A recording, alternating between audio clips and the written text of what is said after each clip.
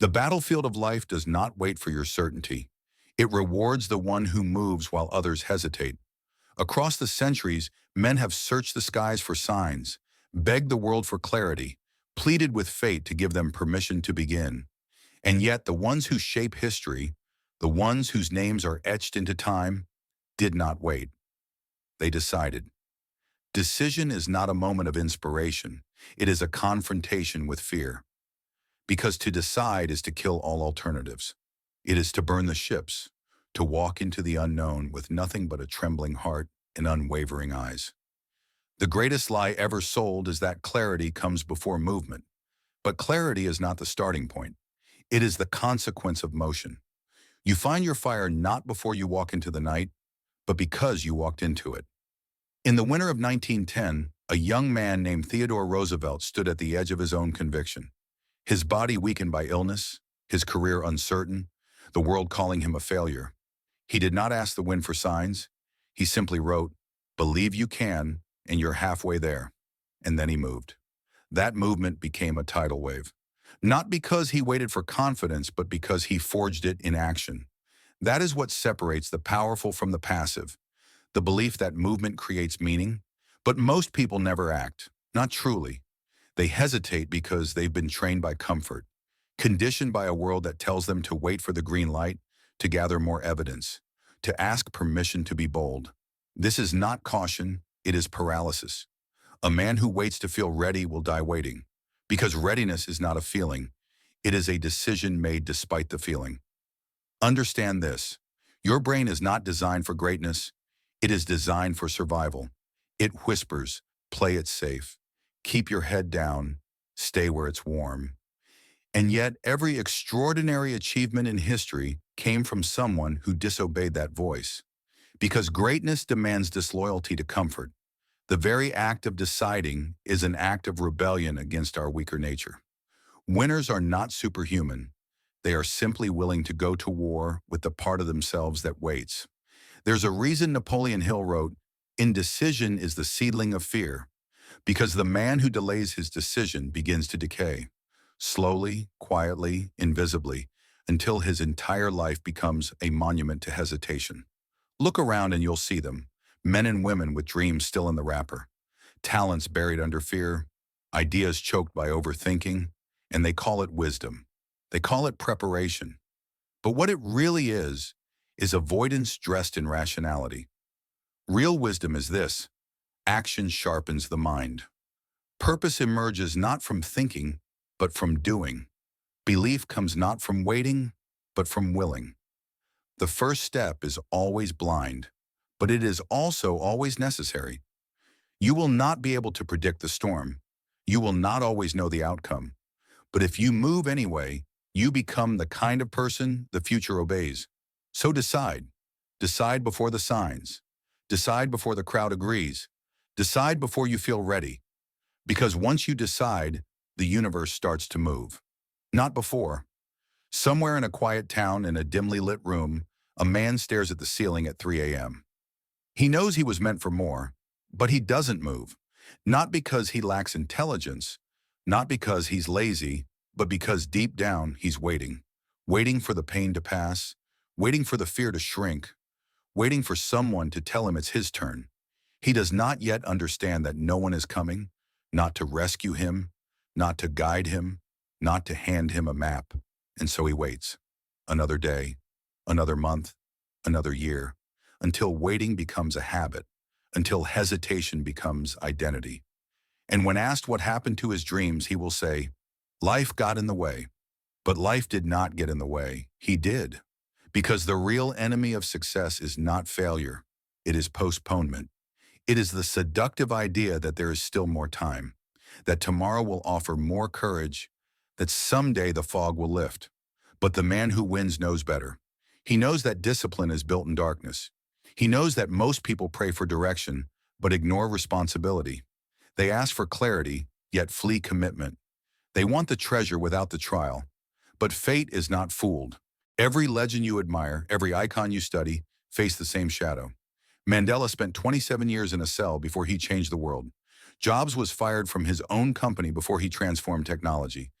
Hill himself wrote Think and Grow Rich in the wake of the Great Depression, when poverty stalked every street. They all had every reason to wait, but they didn't. They decided.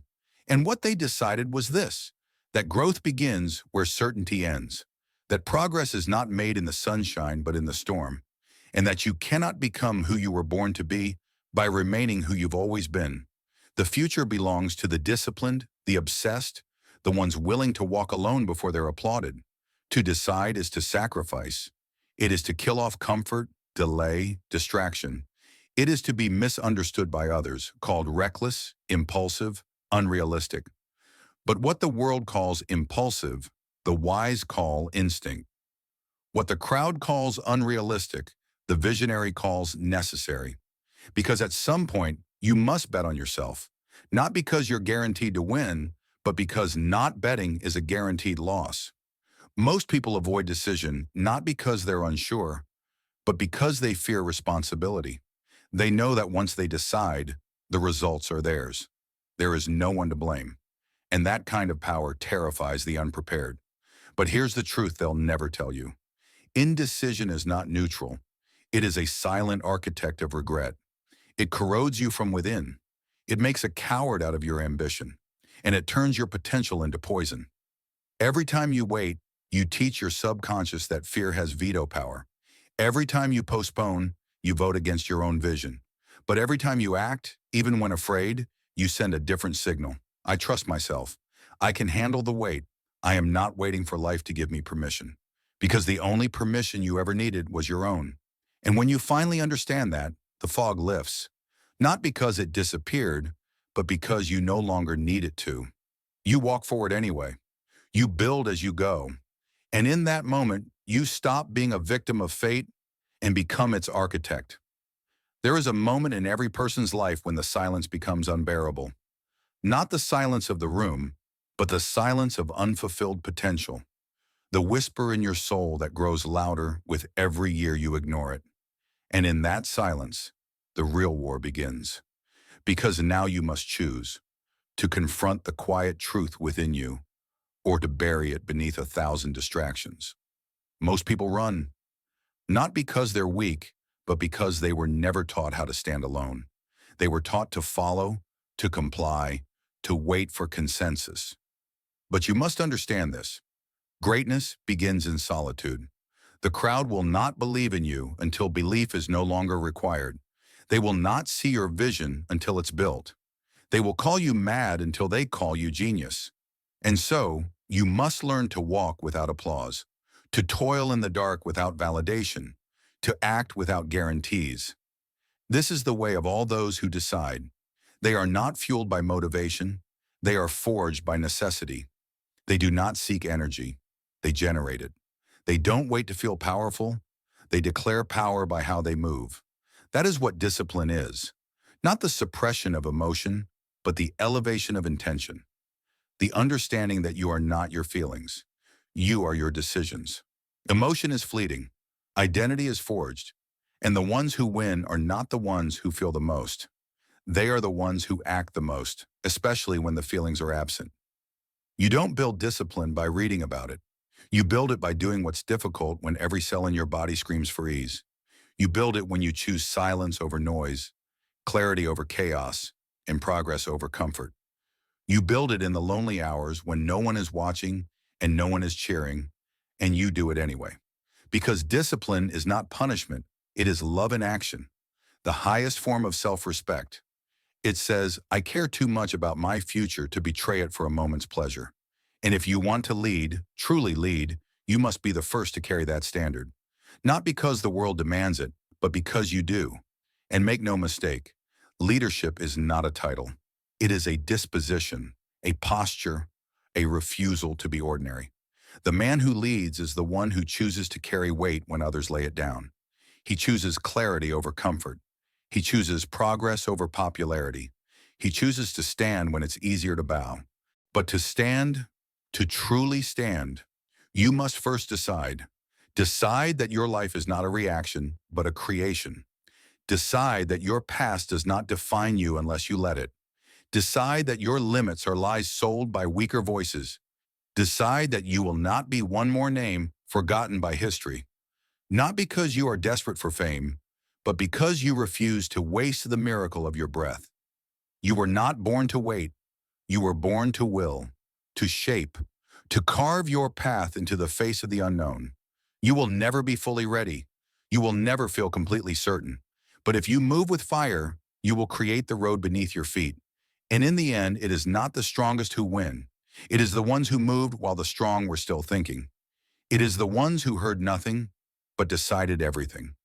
The world is filled with people who once had a vision, a fire, a glimmer of something extraordinary.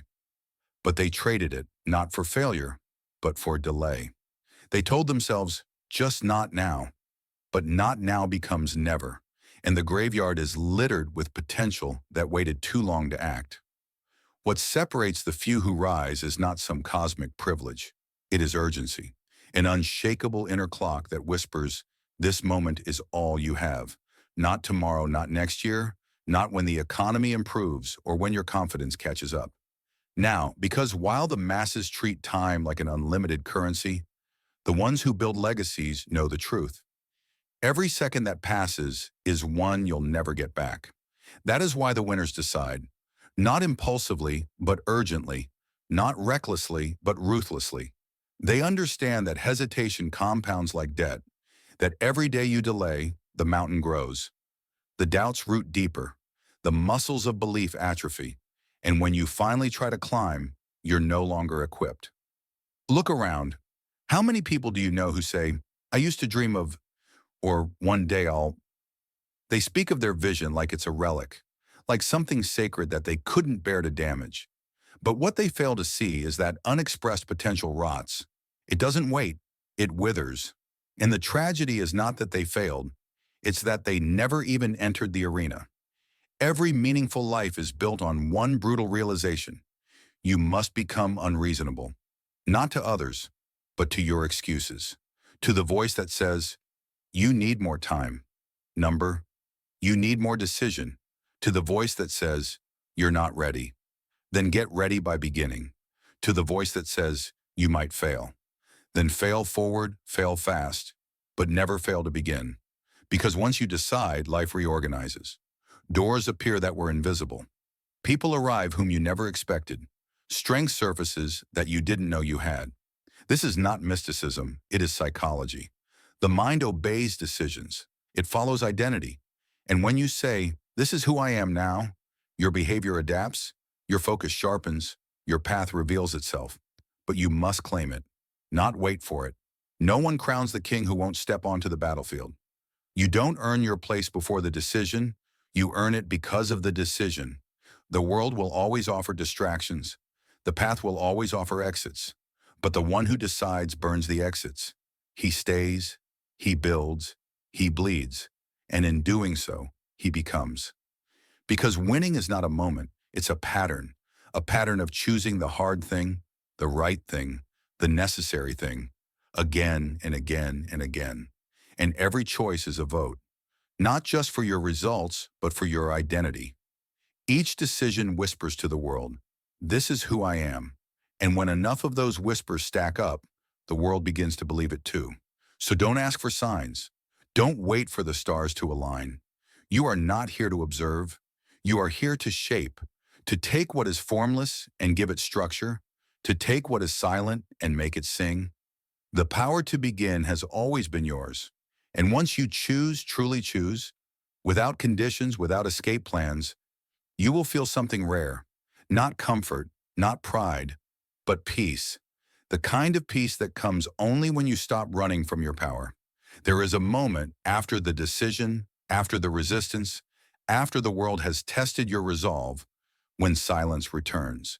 But this time, it is not the silence of doubt. It is the silence of alignment. The storm inside you has settled, not because the challenges are gone, but because you have finally accepted the weight of who you must become. This is the peace most will never know, because they spend their lives outsourcing power. They ask others what is possible. They poll the crowd for approval. They look for evidence before they act. But by the time the signs arrive, it's already too late. The window has closed. The moment has passed. The fire has cooled.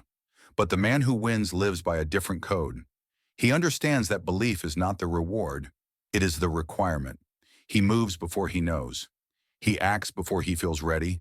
He decides before the world agrees, because he knows that momentum is built by those who carry motion into stillness. While others wait for inspiration, he creates it by showing up. There's no miracle in this, no mystery, only courage. The courage to walk when you'd rather stand still, to lead when your hands still tremble, to build when the blueprint is blurry. Because somewhere deep within, you know this truth. You cannot wait your way into greatness. Ask the pioneers, the ones who built nations from dust, the ones who crossed oceans without guarantees, the ones who challenged kings, rewrote laws, built empires from nothing but defiance and desire. They were not chosen, they chose. Not because they were ready, but because the alternative was to betray their own soul. That betrayal, that quiet abandonment of what you know you're meant for, is the most dangerous death of all. It doesn't happen in one blow. It happens in 1,000 small surrenders. Each time you shrink, each time you say, maybe later, each time you let fear call itself logic, until one day you look in the mirror and no longer recognize the man who once dreamed. But it doesn't have to be that way. Not for you, because decision is a door, and on the other side of it is your life. Not the one you talk about, the one you build, the one you've imagined in silence, scribbled in notebooks, whispered in the dark. The one that demands a cost, the one that terrifies you because you know it's real. And you are the only one who can walk through. Not your mentors, not your heroes, not your family, not your friends, only you. That is what makes it sacred. That is what makes it powerful. That is why it changes everything. When you decide, you don't just alter your path, you alter yourself. You become the kind of person who can carry it, the kind of person who commands reality, the kind of person who no longer asks, what should I do? But instead declares, this is who I am. And when the world sees that, when it senses that immovable energy, it responds. Not immediately, not easily, but inevitably. Because life does not follow the one who waits, it follows the one who moves. So if you hear this now, understand, it is not a sign, it is a reminder that you were never meant to wait. You were meant to decide.